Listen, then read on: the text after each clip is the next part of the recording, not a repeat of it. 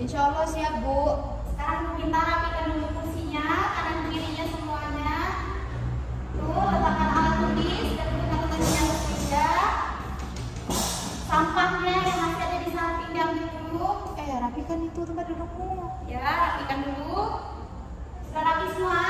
Sudah, Bu. Oke, mulai ya. Assalamualaikum warahmatullahi wabarakatuh.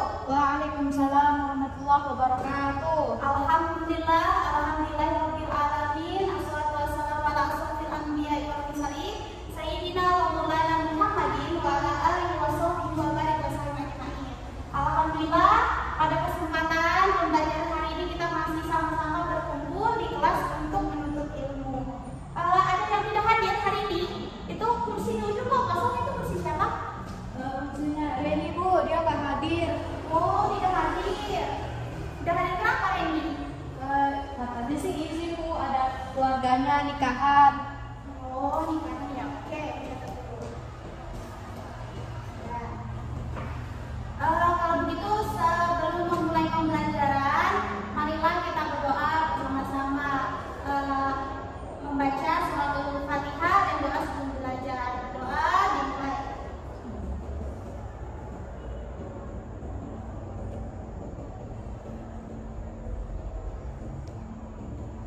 Selesai. Oke, Bu absen dulu ya. Ini tadi izin ya? Ya, Bu. Oke. Udah izin sama ketua kelas. Nur Aulia, Hadir, Bu. Imronul Alia, Hadir, Bu. Eskiana, Hadir, Bu. Indah, Hadir, Bu. Lestari. Hadir, Bu. Alhamdulillah hadir semua hari ini. Sebelum Ibu mulai pembelajaran pada hari ini, Ibu ingin menanyakan dulu nih ke kalian semua. Apakah di antara kalian masih ingat pembelajaran pada minggu kemarin? Ayo, tentang apa kita minggu kemarin? Surah, Bu. Tapi surah apa ya? Ya, benar surah apa? Surah Quran surah. Abasa. Ya, Quran surah Al-Baqarah ayat 1 sampai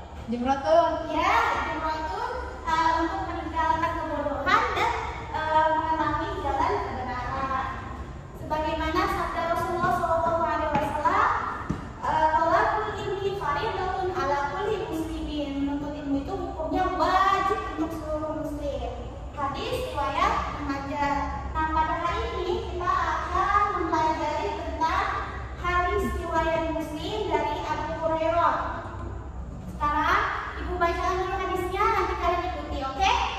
Oke, Bu. Oke. Ya, Ibu bacakan dulu hadisnya ini, nanti kalian ikuti.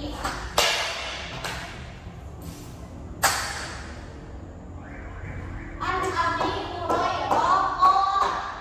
An Abi Hurairah qala. Qala Rasulullah sallallahu alaihi wasallam. Qala Rasulullah sallallahu alaihi wasallam. Man sa'alaka tariqan. Man sa'alaka tariqan Yaltamisu fihi ilman. yaltamisu fihi ilman Sahalallahu lahu sahalallahu lahu bihi tariqan ilal jannah.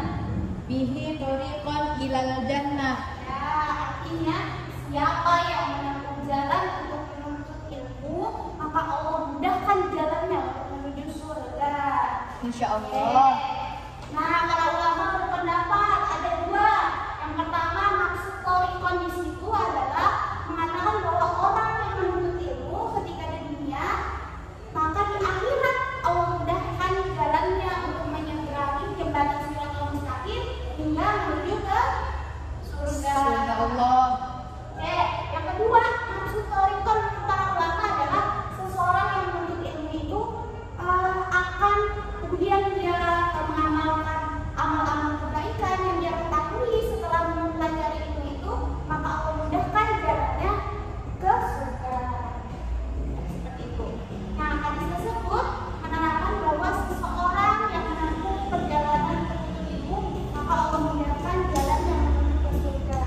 Jadi, ketika dari hadis tersebut, Hadis tersebut menerangkan bahwa seseorang itu, Bu, harus yang menempuh perjalanan untuk menuntut ilmu, Ya. maka orang yang menuntut ilmu itu akan dimudahkan jalannya menuju surga. Mungkin kira-kira seperti itu, Bu. Kalau ya, karena seorang muslim yang berjuang menuntut ilmu, terutama mempelajari agama Allah dengan benar, kemudian mengamalkannya, mengajarkannya kepada orang lain, sehingga ajaran-ajaran sunnah Rasulullah ini terus menyebar hingga akhir zaman, sehingga Allah mudahkan jalannya untuk mendapatkan balasan surga.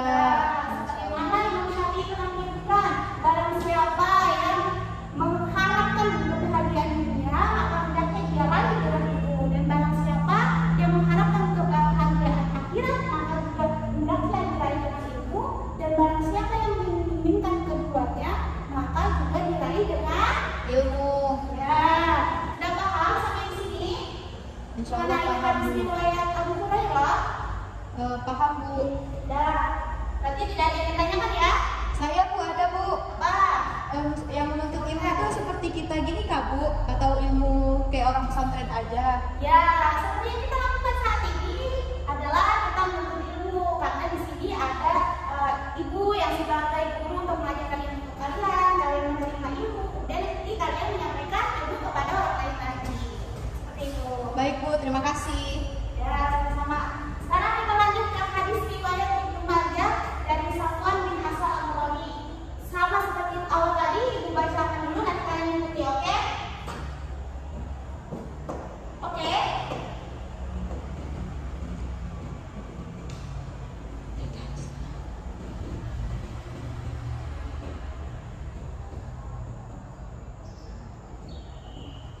An Safwan ibni Asari An Sofwan ibni Asari Al-Muradi sami itu Rasulullah sallallahu alaihi wasallam Al-Muradi sami itu Rasulullah sallallahu alaihi wasallam yaqul yaqul ma min kharajin ma min kharaja min baitihi kharaja min baitihi fi talabil ilmi fi talabil ilmi ila wada'at lahu ila wada'at lahu al malaikatu al-malaikatu ridon bima yasna ridon lima yasna. ya, artinya apabila seseorang yang menuntut ilmu keluar daripada rumahnya, maka malaikat meletakkan sayap-sayapnya untuk orang tersebut. Nah, sebagian ulama itu mengatakan, ada yang berpendapat para malaikat itu seperti mengadahkan tangannya, layaknya kita manusia berdoa karena mencari sesuatu yang sangat berharga untuk kehidupan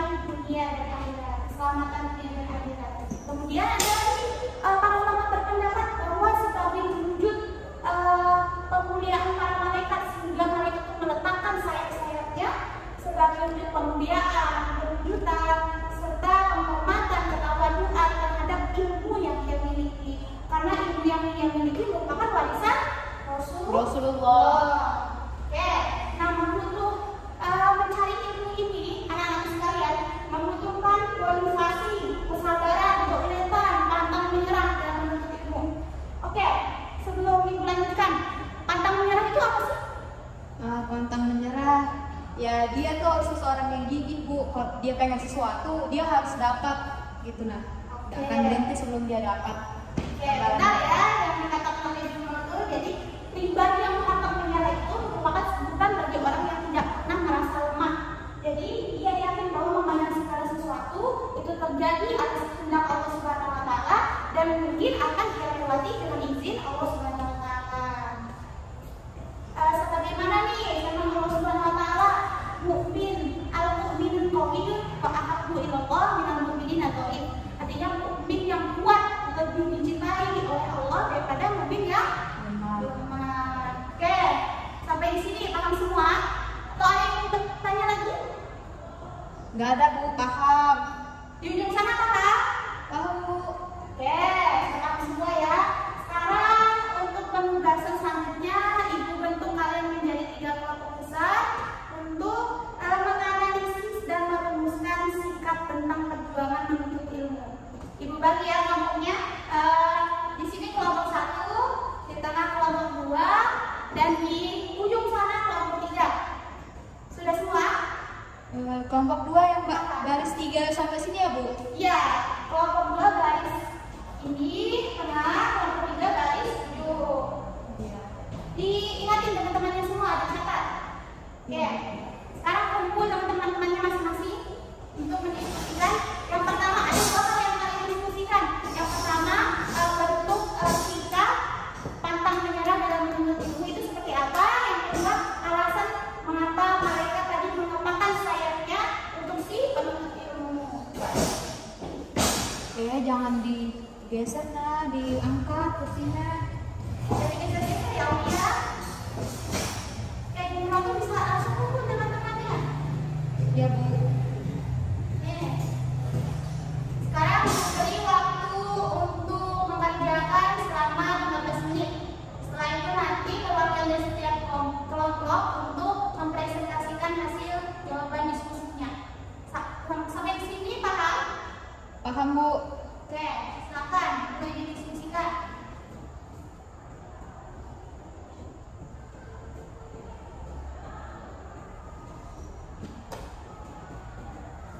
Ibu, tugasnya ini yang di halaman 132 tadi ya? Iya, halaman itu. Yang didiskusikan tentang ini ya Bu? Ya, tentang perjuangan mencari ilmu ya. Sikap perjuangan pantang menyerah mencari ilmu. Yang kedua, alasan mengapa malaikat mengepakkan sayapnya untuk si penuntut ilmu.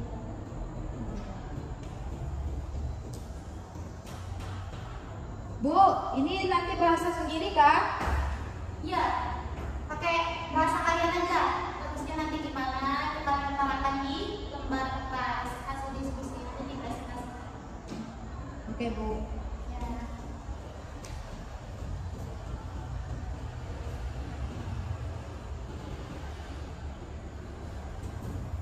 Sudah? Belum Bu. Kelompok 1 sudah sampai di mana? Oke, ya boleh lanjutkan terus. Kelompok 2 yang mana sulitnya? Oke, jadi itu yang kedua tadi pertanyaannya mengenai mengapa malaikat itu mengepakkan sayapnya bagi si penuntut ilmu. Tadi ada dijelaskan lagi, ayo di pertengahan. Oke, didiskusikan ya. Untuk tidak aman, oke aman ya. Waktunya sisa 10 menit lagi.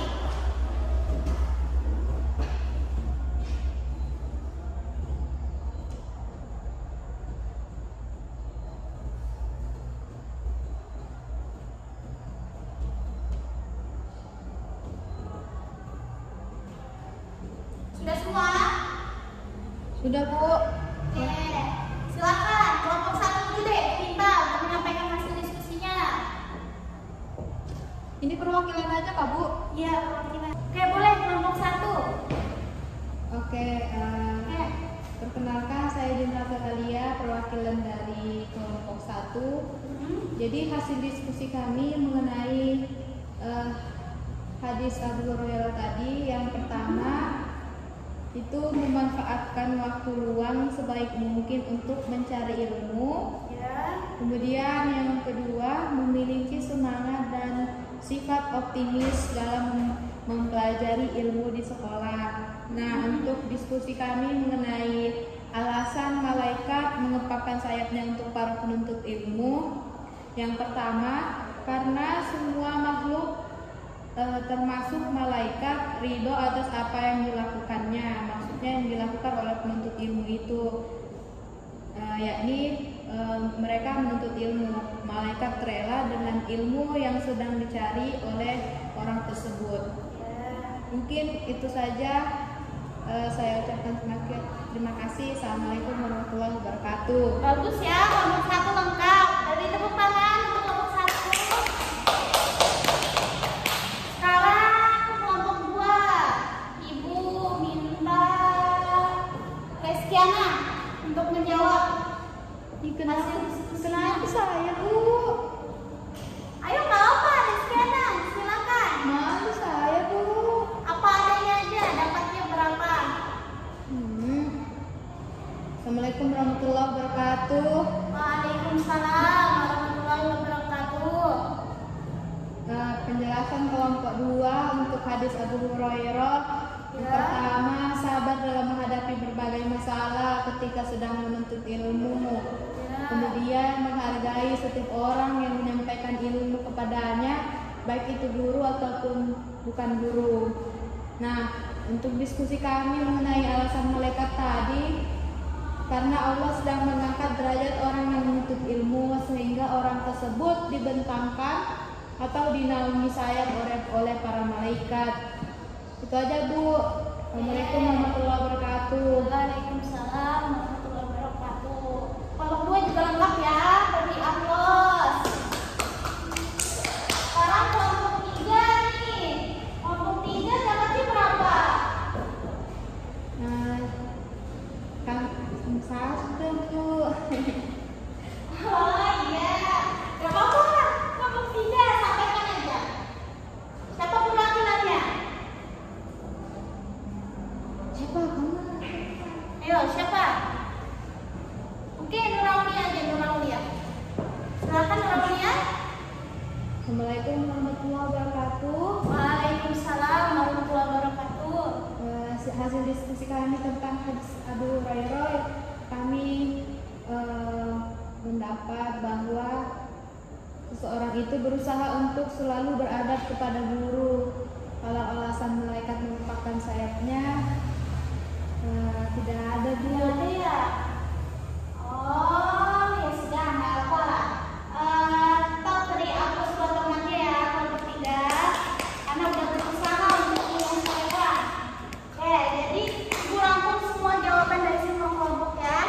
Jadi yang pertama tadi, alasan memutuskan sikap perjuangan dalam menuntut ilmu. Yang pertama, memanfaatkan waktu sebaik mungkin untuk mencari ilmu. Kemudian yang kedua, memiliki semangat dan sifat optimisme dalam menuntut ilmu, jadi tidak kenal pantang menyerah dalam menuntut ilmu.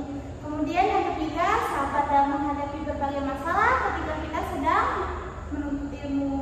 Dan yang terakhir, berusaha untuk menghargai orang yang menyampaikan ilmu, termasuk guru yang ketika sedang berdiri di dalam kelas atau orang yang di luar ketika sedang menyampaikan ilmu. Oke, terus alasan malaikat mengepakkan sayapnya untuk si penuntut ilmu adalah karena malaikat tersebut ridho atas apa yang dilakukan si penuntut ilmu. Karena yang ibu jelaskan tadi di awal, malaikat ini